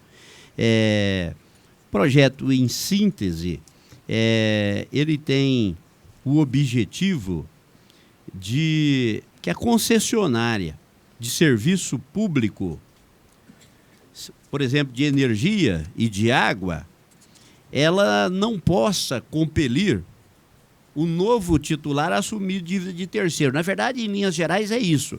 As companhias, ainda algumas, insistem em adotar o sistema de arraste. Eu vou alugar um imóvel e a companhia, para fazer a ligação da água ou da energia, exige daquela pessoa que não é devedora da dívida anterior o pagamento daquela obrigação, sem a qual ela não efetua a ligação da água e da energia. A ANEEL já existe uma norma clara, já na legislação federal, proibindo a figura do arraste. Não sei como a Sanesul, hoje, no Estado, ela está se comportando, mas teve um período que a Sanesul adotava a questão do arraste, que é flagrantemente ilegal. Até porque também é contraproducente imaginar, porque a empresa ela quer ter o consumidor. Quer dizer, eu não ligo a água daquela pessoa, a energia daquela pessoa, porque tem um débito pendente que não é da sua obrigação. Portanto, o projeto do deputado João Henrique encontra ressonância na legislação de outros estados e também nas decisões dos tribunais, né? Tanto que o artigo 128 da resolução 414/2010 da ANEEL, deputado Gerson Claré, diz o seguinte: a distribuidora não pode condicionar os atendimentos previstos nos incisos 1 e 2 ao pagamento de débito não autorizado pelo consumidor ou de débito pendente em nome de terceiros. De forma que eu estou votando pela tramitação do projeto de autoria do ilustre deputado João Henrique. É com voto, senhor presidente. Projeto de lei 290/2019, com parecer favorável do relator, com voto do deputado Gerson Claro. Com o relator. Deputado Marçal Filho. Acompanho o bem lançado o voto do relator. Eu também acompanho o voto do relator. Projeto 220/2019, de autoria do deputado João Henrique, veda a nomeação para todos os cargos efetivos em comissão de livre nomeação e exoneração de pessoas que tiverem sido condenadas nas condições previstas na Lei Federal 7.716, de 5 de janeiro de 89, no âmbito do Estado de Mato Grosso do Sul. Aliás, de autoria do deputado Felipe Orro, e não do deputado João Henrique. A proposta em epílogo tem por escopo vedar a nomeação de pessoas que tenham sido condenadas pela Lei Federal 7.716, que define os crimes resultantes de preconceito de raça e de cor, conhecida também como Lei do Racismo. E aqui, em linhas gerais, eu estou dizendo que o projeto em questão é inconstitucional, pois é fruto de iniciativa parlamentar e não de iniciativa do Executivo, como exige a Constituição Federal e Estadual para o tema de provimento em cargos públicos. No presente caso, a violação do princípio constitucional da separação de poderes é flagrante. E aí eu faço aqui,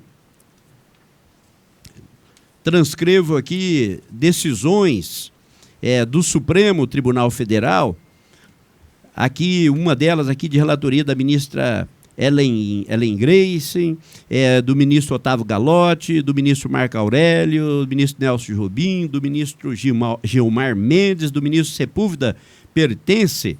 É uma decisão que registra, ademais, que ao dispor sobre requisitos para preenchimento de postos de chefia na estrutura da Procuradoria do Estado, os dispositivos em questão violaram a iniciativa privativa do governador para leis que disponham sobre o provimento de cargos, previsto na linha C do inciso 2, parágrafo 1º do artigo 61 da Carta da República.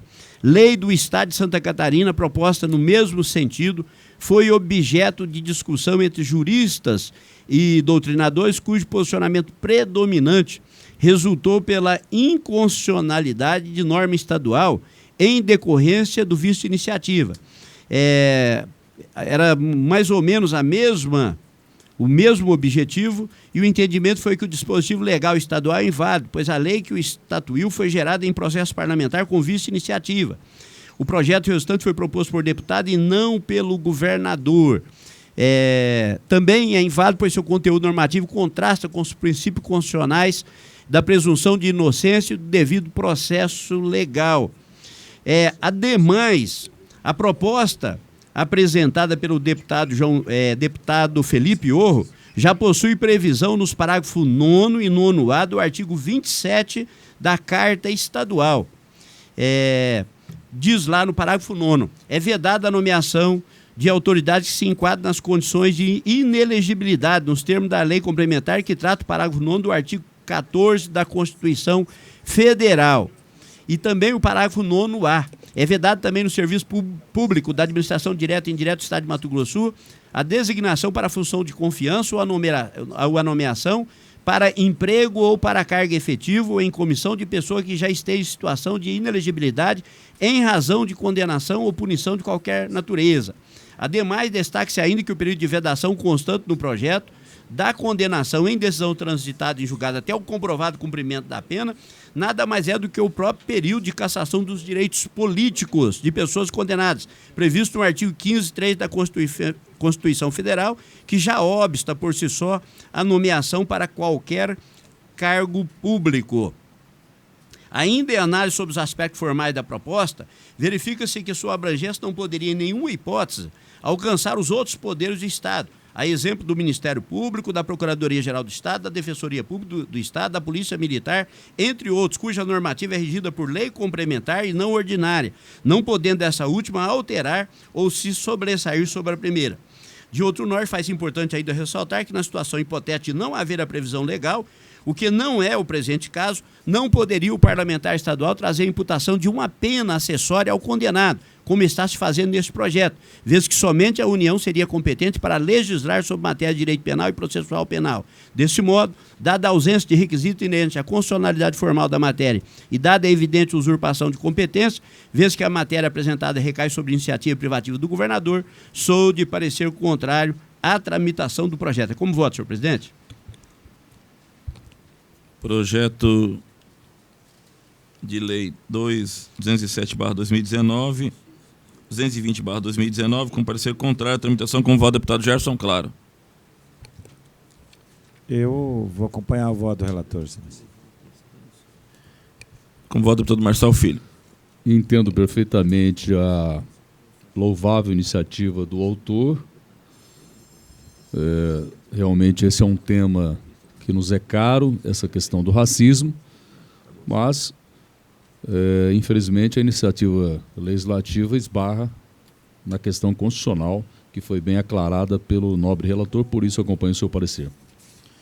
Eu também acompanho o voto do relator, bem lançado o voto do relator. Ainda com a palavra o deputado Barbosinha. Projeto de resolução 127/2019, de autoria do deputado estadual Neno Razucchi e de relatoria do deputado João Henrique.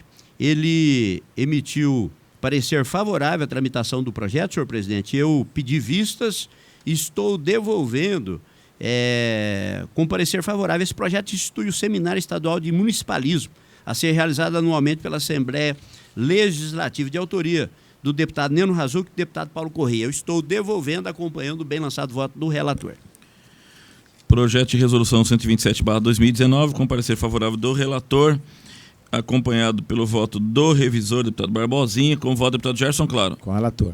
Deputado Marçal Filho. Com o relator. Também voto com o relator. Por último, senhor presidente, é o projeto de lei 308/2019 do deputado João Henrique, que institui o programa CNH Social no âmbito do estado de Mato Grosso do Sul. Essa proposta ela tem a finalidade de ofertar o acesso gratuito ao serviço de aquisição de habilitação para conduzir veículos automotores aos maiores de 18 anos de baixa renda. Conforme consignado na proposta, caberá ao Poder Executivo o dever de regulamentar e executar o programa através do órgão estadual responsável, qual seja o DETRAN, devendo este utilizar de recurso orçamentário próprio para a imediata implementação do programa estadual. Do ponto de vista da constitucionalidade, eu digo aqui que se trata de matéria cuja competência privativa para legislar pertence ao chefe do Poder Executivo. Lembrando que eu vi ontem, um vídeo que o governador de Goiás ele concedeu essa possibilidade, mas o projeto é de autoria do Poder Executivo e não do Poder Legislativo. Uma vez que, quando você cria uma despesa, você tem que indicar a respectiva fonte orçamentária. Em sua proposta, o autor imputa ao Estado o dever de montar uma estrutura para atender os objetivos da proposta, qual seja a disponibilização gratuita de exames e emissão do CNH para jovens de baixa renda, utilizando além do material para a impressão das provas da CNH de seus funcionários para a realização do exame, correção, fiscalização e emissão do documento, sendo assim a legislar sobre a estrutura funcional, administrativa e financeira do Estado, que afronta o entendimento já pacificado pelos tribunais. Não tem dúvida de que o projeto, ele do ponto de vista social, elogiável, mas não é possível partir da Casa Legislativa, né? Uma vez que também afronta os artigos 15 a 17 da Lei de Responsabilidade Fiscal, uma vez que ela aumenta despesa não estimada na lei orçamentária anual, incompatível com o plano plurianual vigente. Portanto, o projeto está desacompanhado de documentos essenciais de sua tramitação, razão pela qual, embora reconhecendo que seja louvável, voto contrário à tramitação do projeto, senhor presidente. Como voto? Um voto, deputado Gerson Claro. Eu quero acompanhar o voto do relator, até sugerindo que seja convertido em indicação, com minuta enviada ao Poder Executivo. É muito mais complexo do que fala a carteira de habilitação. Tem taxas, tem despesas médicas, despesas que são de autoescolas, órgãos delegados. Então, não é tão simples assim. O Executivo vai isentar. Que bom se puder ser assim. Então, eu sugiro que converta-se, mas acompanhe o voto do relator.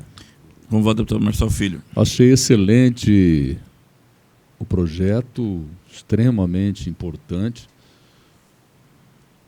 O deputado Barbosinha citou aí o governador Ronaldo Caiado de Goiás, que vai dar a Carteira Nacional de Habilitação sem nenhum custo às pessoas. Isso demonstra que é possível. Pena que nós, deputados estaduais, esbarramos na lei. Nós não podemos tomar iniciativa de matérias como essa, cabe realmente ao Poder Executivo, mas acredito que é uma ideia lançada, uma semente que o deputado João Henrique está lançando. Ele não se encontra presente aqui, teve que sair, mas eu também faria a mesma sugestão que o deputado Gerson Claro fez, que ele faça não só uma indicação em plenário, mas faça gestões junto ao governo do Estado, e acredito na sensibilidade do governador Reinaldo Zambuja, que poderá implementar isso o ano que vem, quem sabe. Por isso eu acompanho o voto do relator. Eu também acompanho o voto do relator, muito embora parabenizo o autor e entendo que meritoriamente seria fantástico, né, no mérito, mas como aqui trata-se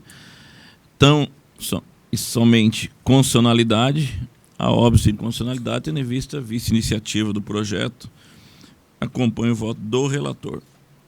Ainda com a palavra o deputado Barbosinha. Senhor presidente, eu não tenho mais devolução.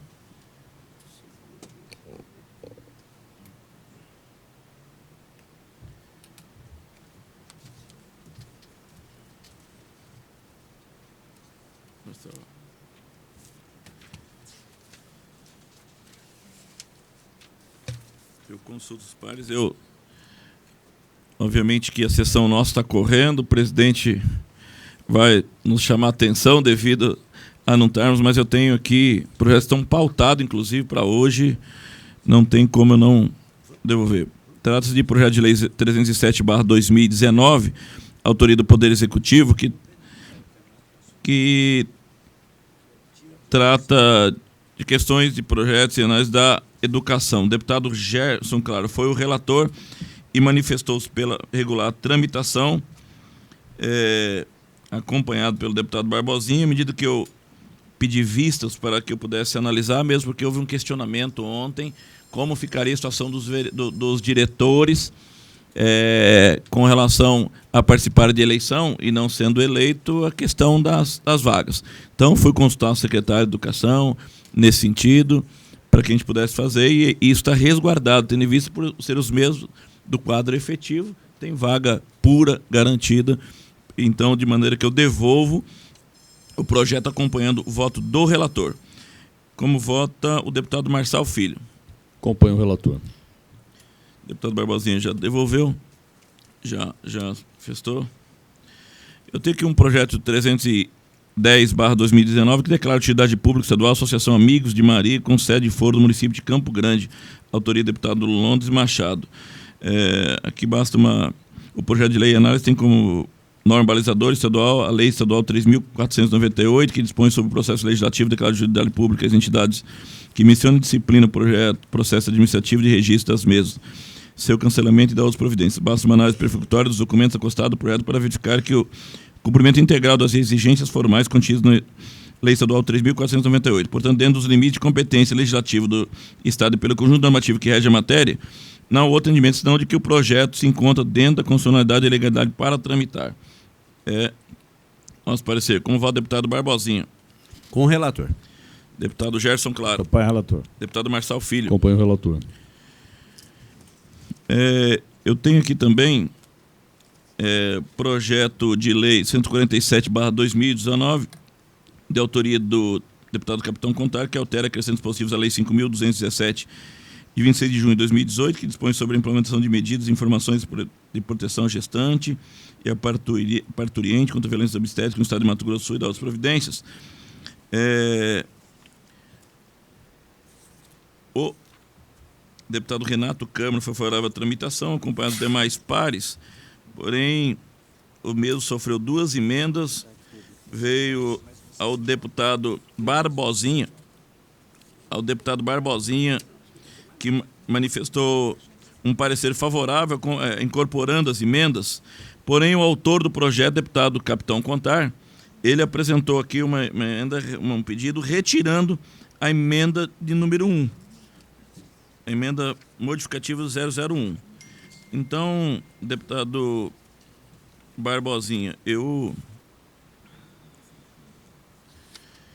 ele apresentou a emenda modificativa e diz o seguinte: a presente lei tem por objetivo a implantação de medidas e informação de proteção gestante parturiente contra abusos desnecessários e maus tratos, com instituição de saúde, Estado de Mato Grosso do Sul, divulgação da Política Nacional de Atenção Obstétrica e Neonatal, através da implantação das boas práticas do parto-nascimento, já preconizado na portaria tal 1459, de 24 de junho de 2017, do Ministério da Saúde. E aí, devido à nomenclatura do projeto anterior que ele havia apresentado, ele fez uma emenda, aqui, um pedido só retirando a emenda, de maneira que eu pedi vista e acompanho o voto de Vossa Excelência, porém, com a retirada da emenda. Um voto como revisor aqui, atendendo o pedido do autor e retirada da emenda. É aquela questão da violência, Isso. da expressão. Isso. Então, acompanho o voto de Vossa Excelência. Com a retirada, mantém-se a redação original. Violência obstétrica. Isso. Como voto, deputado Gerson Claro. Eu vou, para não entrar na briga, que é interna corporis lá, acompanhar o voto do revisor. Como voto, deputado Marçal Filho. Bom, como já me manifestei anteriormente em relação a isso, a violência obstétrica é um termo que está consolidado, inclusive, pela Organização Mundial de Saúde, etc. Então, não há por que mudar isso. Então, sou favorável ao voto do revisor.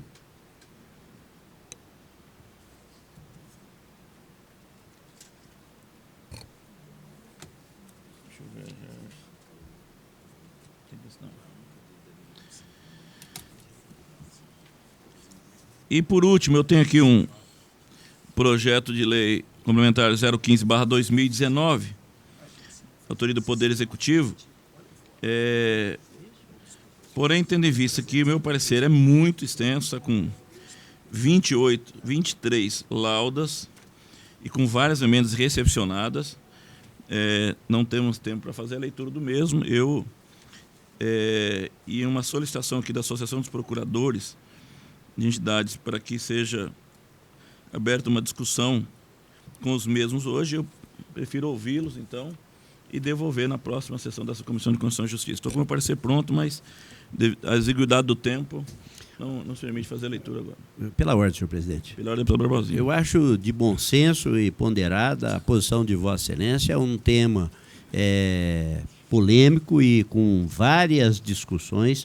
Eu acho que não poderia ser submetida a votação em plenário no afogadilho. Penso que seja salutar aguardar essa reunião, até para que a gente possa fazer uma análise das emendas apresentadas e todo o projeto. Pela ordem, senhor presidente. Pelo deputado Gerson Claro. Até como sugestão, nós não sabemos como é que está a pauta semana que vem, se tem CCJ. Eu tenho sugestão, inclusive, de dúvidas sobre algumas coisas do projeto. Acho muito inteligente, Vossa Excelência, retirar da pauta, mas se for o caso ouvido, apresentadas as emendas, os votos podem ser coletados independente de reunião do CCJ. Nada nos permite eu passar a cópia do parecer de Vossa Excelência, analisarem e a gente colher voto no plenário. Nada mais havendo a tratar, declaro encerrada a presente sessão da Comissão de Constituição e Justiça, desejando a todos um bom dia, um ótimo dia abençoado por Deus.